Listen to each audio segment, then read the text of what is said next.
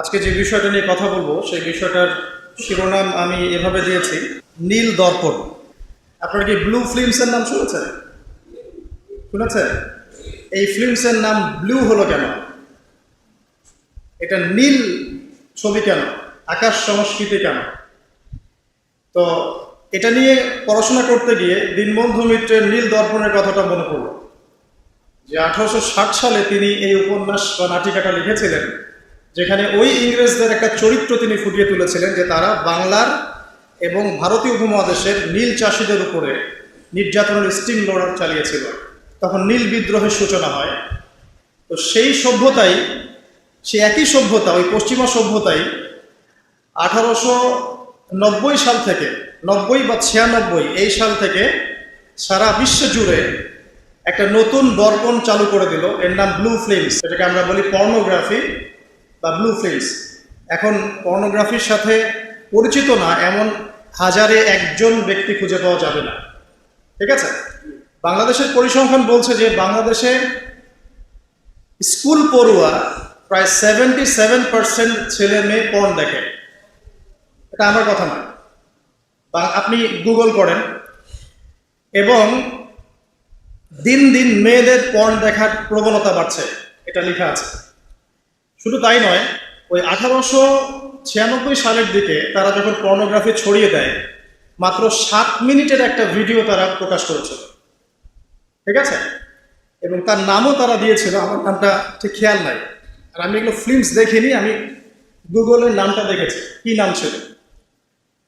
তো তখন থেকে নিয়ে এই পর্যন্ত এই যে নীল সংস্কৃতি চালু করে দেয়া, এটা শুধু পশ্চিমাদের মধ্যে সীমাবদ্ধ থাকে নাই, পুরো বিশ্বের মধ্যে ছড়িয়ে দেওয়া হয়েছে।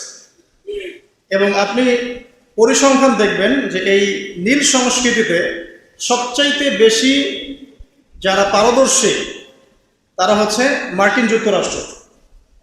এবং এই ব্লু ফিল্মস পুরো বিশ্বে একটা ইন্ডাস্ট্রি চালু করেছে, এর নাম হচ্ছে পর্ন ইন্ডাস্ট্রি।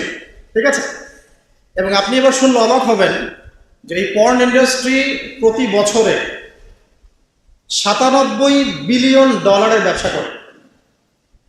97 বিলিয়ন ডলারের ব্যবসা করে পর্ন ইন্ডাস্ট্রি সারা ওয়ার্ল্ডে। 1 বিলিয়ন সমান সমান কত? 100 কোটি। 1 বিলিয়ন সমান 100 কোটি। 100 কোটি ডলার টাকা দিয়ে হিসাব করে দেখেন কত টাকা হয়।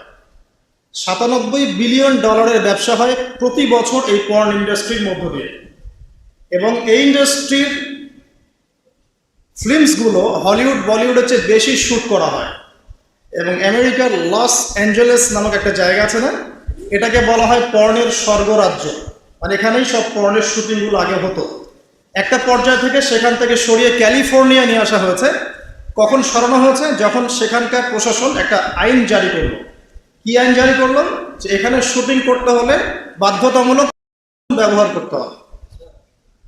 নাউজুবিল্লাহ পড়বেন না? তো তারা এটা ব্যবহার করার পক্ষপাতী না, তখন ওখান থেকে ইন্ডাস্ট্রি সরিয়ে ক্যালিফোর্নিয়ার দিকে নিয়ে যাওয়া হয়েছে। তো শুধু আমেরিকায় প্রতি বছর 10 থেকে 12 বিলিয়ন ডলারের ব্যবসা করে এখানে। দ্বিতীয় স্থানে আছে ইউরোপের কান্ট্রি ব্রিটেন, তারপরে আছে সাউথ আফ্রিকা, তারপরে অন্য অন্য কান্ট্রি জার্মানি, এদিকে আপনার সুইডেন, ফিনল্যান্ড, আমাদের উপমহাদেশের অনেক কান্ট্রিও আছে। ঠিক আছে? তো এই যে নীল সংস্কৃতি সারা ওয়ার্ল্ডে তারা ছড়িয়ে দিল, এখান থেকে আমি একটা নাম চুজ করেছি আর কি, যে নীল দর্পণ। আমি কিন্তু লেকচারে এখনো যাইনি, জাস্ট ইন্ট্রোডাক্টরি কিছু কথা বলবো যে নীল দর্পণ নামটা আমি কেন দিয়েছি, এই কারণে। তো মূল লেকচারে যাওয়ার আগে আমি আপনাকে কয়েকটা পরিসংখ্যান দেখাই। তার আগে বলে দিই যে এর ফলশ্রুতিতে শুধু যে ধর্ষণ বেড়েছে এমনটা নয়, বরং সমকামিতাও বেড়েছে। এখনকার পরিসংখ্যান বলছে মার্কিন যুক্তরাষ্ট্রের 52% মানুষ মনে করে যে সমকামিতাকে স্বীকৃতি দেওয়া উচিত, এবং 41% মানুষ মনে করে দেওয়ার দরকার নেই। কিন্তু আইনত এটা লিগ্যালাইজড, এটা ওদের বাক স্বাধীনতা। এটা কানাডা অনেক আগেই করেছে, ব্রিটেনেও আছে, অস্ট্রেলিয়াও স্বীকৃতি দিয়েছে, এবং দিন দিন আস্তে আস্তে আমাদের ভারত থেকে শুরু করে আমাদের দেশে পর্যন্ত এগুলোর বিস্তার বেড়ে গেছে। এবং তারা এখন সংগঠন তৈরি করেছে, তাদের ফ্ল্যাগ আছে, তারা অধিকারের কথা বলে, তারা স্বীকৃতি চায়। এবং পর্ন সম্পর্কে পড়তে গিয়ে আমি দেখলাম যে নর্মালি পর্নের যে ভিডিওগুলো হয় এগুলো হচ্ছে চলচ্চিত্রের মতো, জাস্ট যেমন একটা নায়ক নায়িকা শুটিং করে, গায়ক গায়িকা যেমন শুটিং করে, ঠিক এরকম করেই ফিল্মস শ্যুট করা হয়। আপনি যখন এটা সার্চ করবেন দেখবেন পর্ন ইন্ডাস্ট্রি থেকে বের হয়ে আসা কিছু ওদের কথা মতো পর্ন স্টার তারা সাক্ষাৎকার দিয়েছে যে এই জগৎটার সম্পূর্ণটাই হচ্ছে মিথ্যা এবং ফেক। যা দেখানো হয় এটা টোটালি ফেক।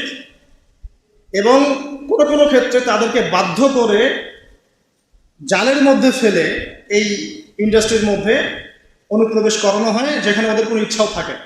একবার জড়িয়ে গেলে কোনো মেয়ে সেখান থেকে আর বের হতে পারে না।